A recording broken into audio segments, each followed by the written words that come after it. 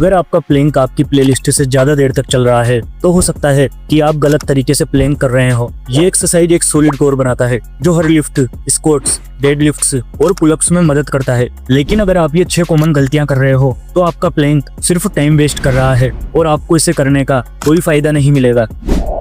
अगर आपका बस ये गोल है कि आप टाइमर के हिसाब से प्लैंक करते जाएं, तो आप उस पॉइंट को नहीं समझ रहे जो ये एक्सरसाइज सिखाना चाहती है।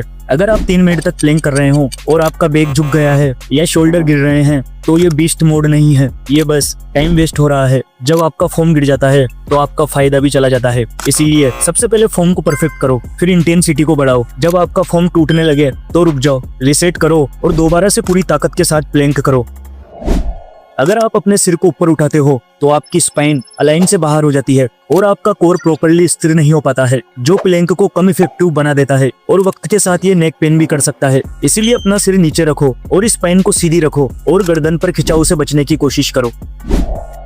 प्लैंक करते वक्त अगर आपके एब्स बस ऐसे ही रिलैक्स हो रहे हैं तो प्लैंक करने का कोई फायदा नहीं है। प्लैंक सिर्फ होल्ड करने का काम नहीं है, उसमें टेंशन क्रिएट करनी होती है। अपने एल्बोज को अपने पैर के पंजों की तरफ खींचने की कोशिश करो ताकि आपका कोर एक्टिव हो जाए, क्योंकि सिर्फ पोजीशन होल्ड करना काफी नहीं है, आपको टेंशन को भी क्रिएट करना होगा।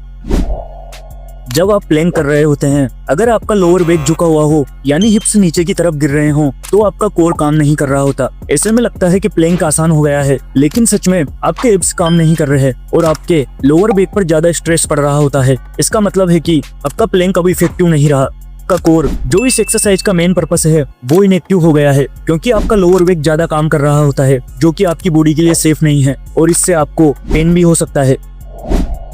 जब आप प्लैंक करते हो तो अपने लेग्स को बिल्कुल सीधे रखें, अपनी थाइस को टाइट करो ताकि आपका कोर इंगेज हो और अपने हिप्स को थोड़ा सा अंदर की तरफ टक करो, जिससे कि आप अपने स्टमक को टाइट कर रहे हो। जब आप अपने हिप्स को झुकने से रोककर इन सब चीजों का ध्यान रखेंगे तो आपका कोर प्रॉपर्ली काम करेगा और प्लैंक ज्यादा इफेक्टिव होगा, जिससे आप अपनी बॉडी को स्ट्रॉन्ग और सेफ तरीके से ट्रेन कर पाएंगे।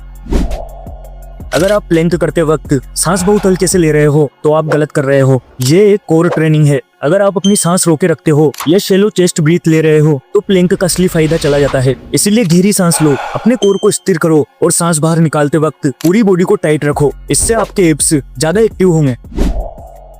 ये देखने में आसान और कंफर्टेबल लगता है, लेकिन ये आपके शोल्डर्स को वीक बना देता है और कोर टेंशन को मार डालता है। इसका मतलब आपका प्लैंक अब एक शॉर्ट नैप के बराबर हो गया है। इसीलिए आपके फोर आर्म्स को बिल्कुल फ्लैट रखो और पंजों को जमीन के साथ ग्रिप करते हुए अपनी बॉडी को लॉक करके रखो।